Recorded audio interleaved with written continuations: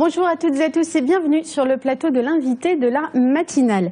Il y a quelques jours, le programme de la saison culturelle France-Maroc 2017 était dévoilé à l'occasion d'une conférence de presse. Placée sous le signe « Réinventer la cité », cette saison très riche se déclinera autour d'expositions, de spectacles d'art vivant et de conférences. Elle promet aussi beaucoup d'innovations et des temps forts. Et pour nous en parler ce matin et nous présenter le programme, nous avons le plaisir de recevoir Jean-Marc Berton, directeur général de l'Institut français du Maroc. Monsieur Berton, merci d'être avec nous. Merci à vous. Alors, Monsieur Berton, juste avant de commencer, pour que nos téléspectateurs comprennent bien de quoi on parle, comment on définit une saison culturelle, comment elle se met en place et surtout depuis quand elle existe et est organisée par l'Institut français au Maroc?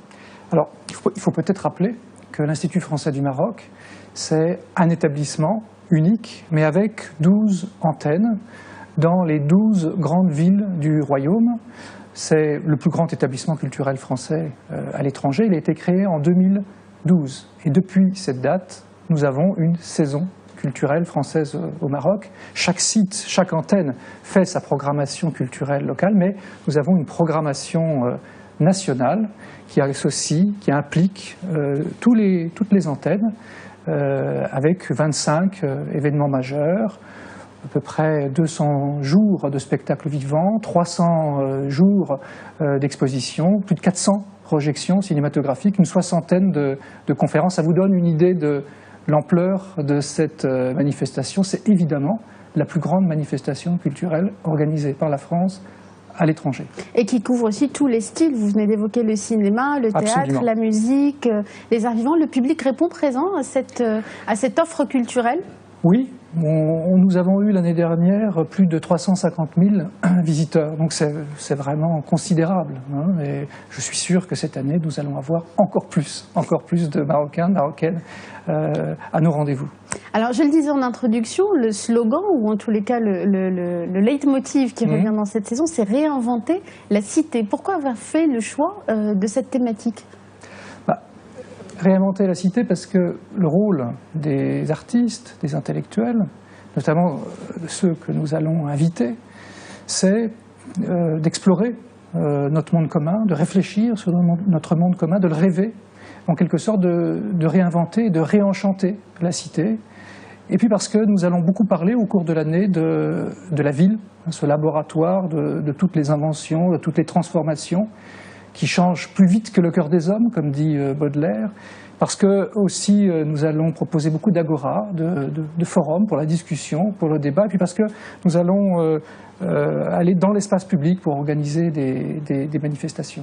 Donc voilà, la ville, réinventer la cité, c'est logiquement notre thème, notre leitmotiv cette année. En ce sens, c'est un thème très engagé.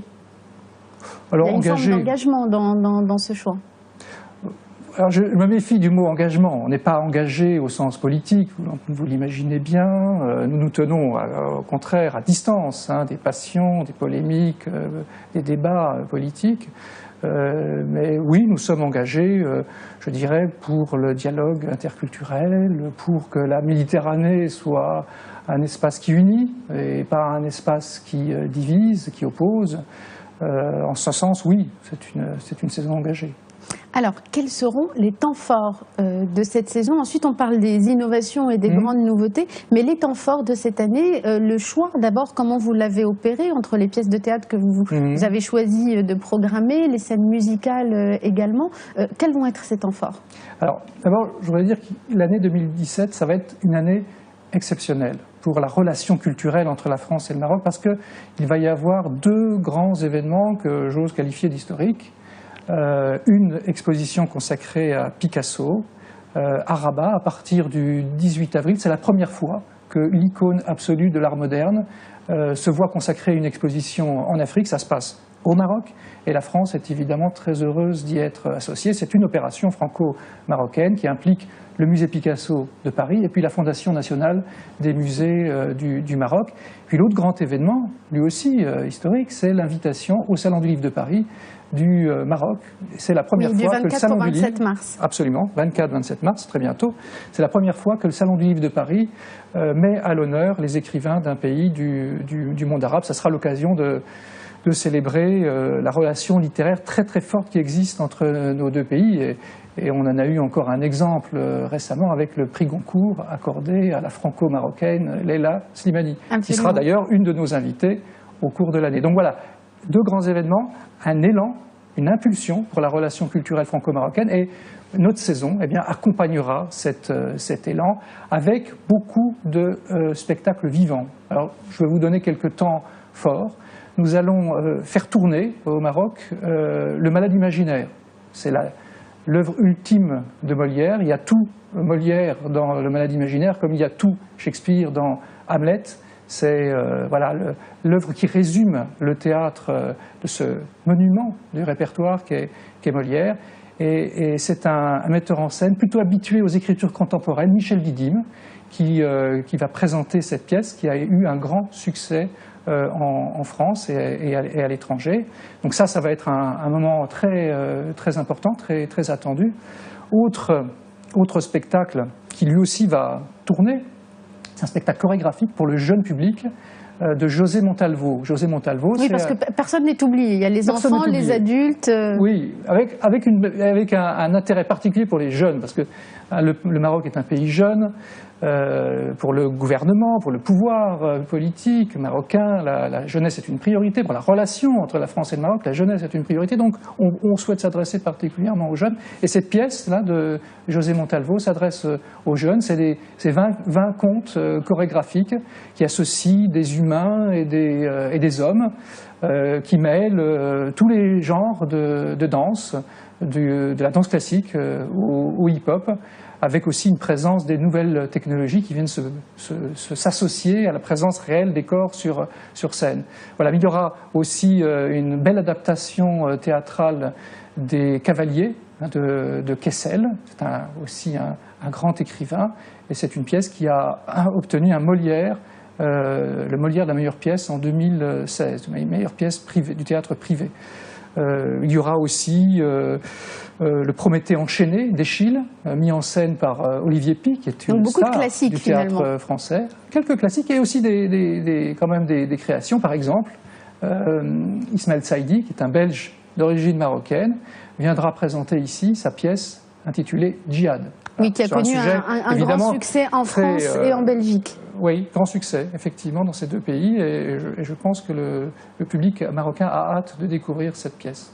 Et parmi les nouveautés, alors, parce qu'on a vu aussi, il y a la création d'un nouveau cinéma en hommage à Leïla Alaoui, c'est le cinéma Leïla Alaoui, d'ailleurs, à Marrakech. Il y a aussi d'autres nouveautés cette année, vous pouvez nous en dire un mot?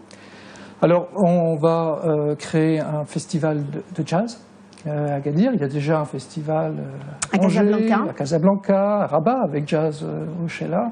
Il n'y avait rien dans cette ville importante qui est Agadir, et avec nos partenaires locaux, nous avons souhaité combler ce vide. Et nous sommes en train de construire la programmation. On sait d'ores et déjà que nous aurons le Daniel Zimmerman Quartet, qui a beaucoup de talent, et d'autres artistes seront également présents.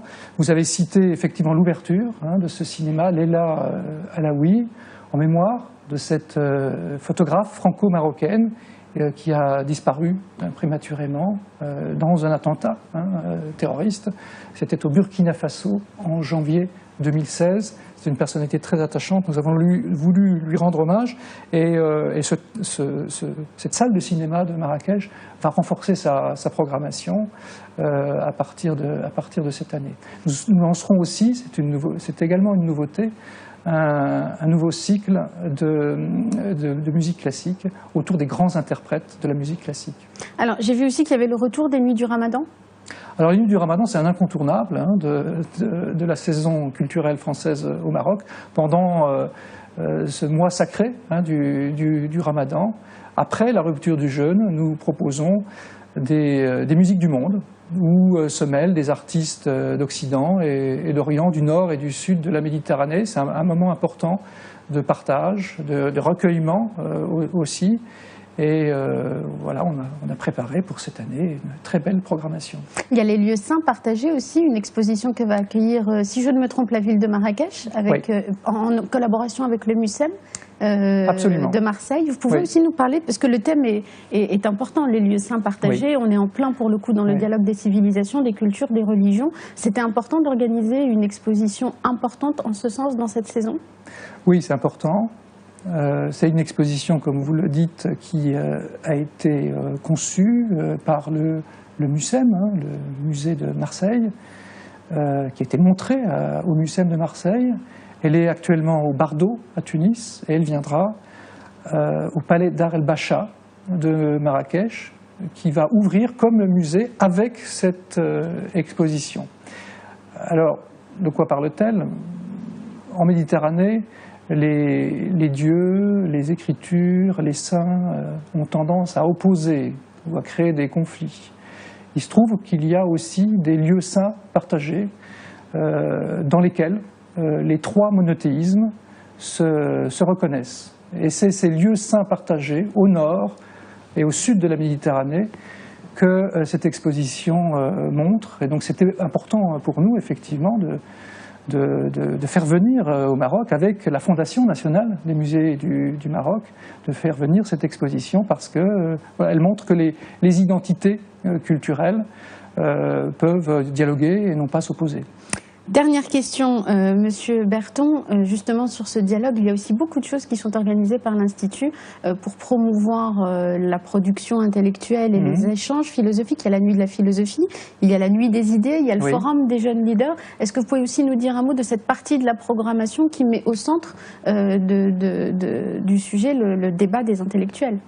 Oui, c'est effectivement une dimension importante dans cette saison culturelle française 2017. On a constaté, en organisant en 2014, pour la première fois, les nuits de la philosophie à Rabat et Casablanca. Et qui connaissent un vif succès. Voilà, qu'il y avait un désir considérable, énorme de discussion, de débat dans la jeunesse. Pour vous donner une idée, à Rabat et Casablanca, lors de ces nuits de la philosophie, nous avons accueilli 10 000 personnes, et essentiellement des jeunes, des lycéens, des étudiants, qui non seulement venaient écouter les philosophes qui étaient là pour faire des leçons, mais qui improvisaient des débats, des discussions à l'extérieur de la Bibliothèque nationale du Royaume du Maroc ou de l'Institut français de Casablanca. Donc on a voulu accompagner cette effervescence qui existe au Maroc en proposant beaucoup de conférences, de colloques. Alors, vous les avez cités, on parlera des grands bouleversements de l'ordre international. Nous parlerons du populisme, nous parlerons de la condition des femmes, nous parlerons de l'innovation, du numérique, du nouveau régime de vérité à l'heure des réseaux sociaux et de l'Internet. Voilà, des sujets au fond, qui sont au cœur de notre actualité. Actuelle. Dernière question, je m'étais trompée, c'était l'avant-dernière. La dernière, c'est une info pratique pour nos téléspectateurs qui voudraient en savoir plus sur cette programmation. Où doivent-ils se rendre? Sur notre site internet, ifmaroc.org. ifmaroc.org. Merci beaucoup Jean-Marc Berton d'avoir été avec nous ce matin. Je rappelle que vous êtes le directeur général de l'Institut français du Maroc. Merci encore. Merci. Merci à vous toutes et à vous tous de nous avoir suivis. Restez sur Média TV dans un instant, la suite des programmes. Très bonne journée à tous.